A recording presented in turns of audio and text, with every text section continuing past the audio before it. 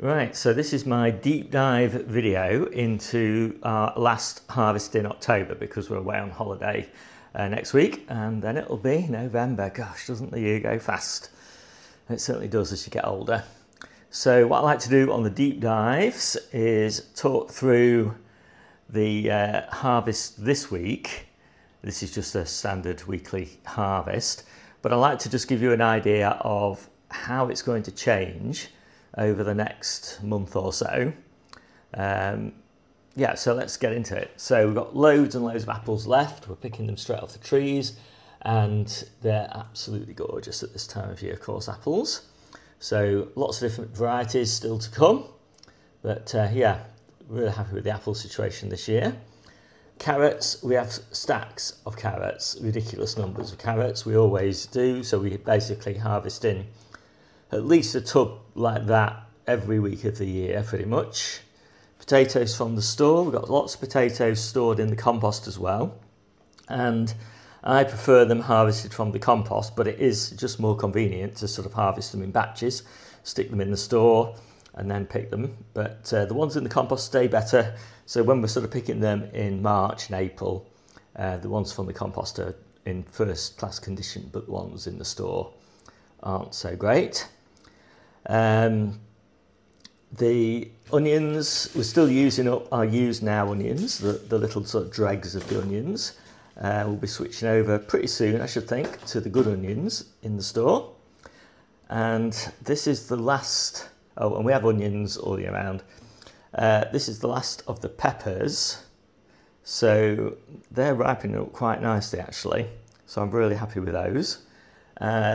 We'll probably not all use all of these this week, so we'll probably take some of the ones that are just ripening up, like that one and that one, for example, and keep those for next week.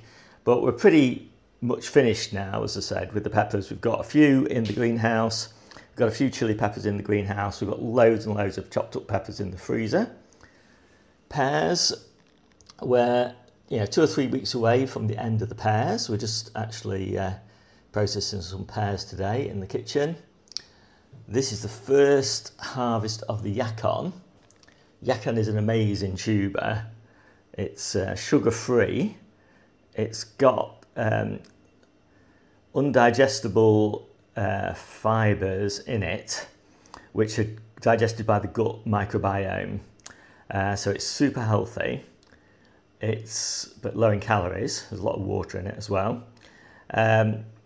It tastes, I think, like a crispy pear, and it tastes like a crispy pear after it's been cooked and before it's been cooked. It keeps its crispiness, which is very unusual. And you can eat it raw, or you can cook with it. We often have it in curries and stews and things like that. I like it steamed as well, works really well. So we picked those from one of our containers on the drive, and it hardly got any sun, so that is a great harvest from about 1.5 containers. And of course we've got our main crops in the ground, and it's looking like a very good year for yacon. So we just started picking our Jerusalem artichokes. We have those till about February time, and they're just really lovely quality at this time of year. They're not very big because we don't thin them out very well, but yeah, really nice, and again, they're super healthy for the gut. Last of the cooking tomatoes, and they'll probably go into a chutney or something like that, a pear chutney, pear and tomato chutney with some green tomatoes, because we've got lots of green tomatoes in the store as well. The first big radicchio, we've probably got radicchio until the end of the year, and I generally chop this up and put it into the salad mixes.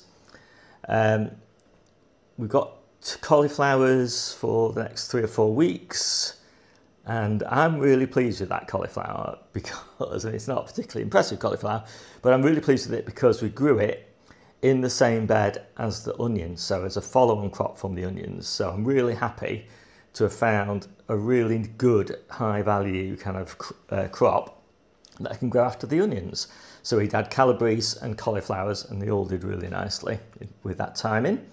Beetroot from the store. We've got lots of beetroot still in the ground, which keeps a little bit fresher than the stuff in the store, but the stuff in the store keeps really well. But these are the dregs basically. So these are ones that have got wounds on them, for example, or little slug holes or whatever. So they need to be used now. So they're just in temporary store really. Leeks, we have leeks almost all year round. And for the sort of period in May and early June, when we don't have any leeks, we use elephant garlic stems. Elephant garlic's in the leek family. And so it tastes, an elephant garlic stem tastes exactly like a leek basically. We also use green garlic in the sort of April-May time scale. And again, the green garlic stem also tastes quite like a leek, but with a little bit of a garlicky taste to it as well. And then there's a couple of months when we don't have them, and then we're back. So these are these are, come on, you'll get it eventually.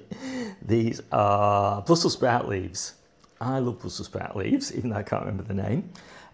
Very happy with those, and we've got some sprout tops to come, and obviously loads and loads of Brussels sprouts as well eventually. Chard, kales, that's some nice kales. Red cabbages, we have red cabbages almost all year round, so we have them until March, and then we don't have any, we switch it over to spring cabbages and Savoy cabbages, and then we're back eating red cabbages again in June. Last of the radish and the turnips, which we'll probably have those in salads, and there's probably enough there for a couple of weeks. Salad onions, we have those all year round, so we've got loads of those to come. Asian greens, we have Asian greens until, well, sort of mid to late spring. These are the dregs of the summer ones, and the autumn ones are a couple of weeks away from harvest. And tomatoes, I think we've got sort of 3 or 4 weeks worth of tomatoes still to come, maybe a little bit more than that. Just picking them as we need them. Beautiful salad spinach there, maybe a little bit we're going to cook in. And we're just about to come into spinach season really, so we'll have a lot more spinach than this soon. And we'll have spinach pretty much all year round. And then, this is an experiment for this year. Beetroot and chard leaves, so sown explicitly for that purpose, for the leaf harvest, which is really lovely, and that's going to go into the salad mixes. And yeah, just a few examples of passatas from this week, and tomato stock from the passata making. Loads and loads of Crown Prince squash, enough to last us until May, and then in May we have our first courgettes. So yeah, we basically have squash all year round because of that. And the lettuce bases. So I'm just going to make up those full salad mixes now so you can see everything. But I'm pretty pleased with this, as I say.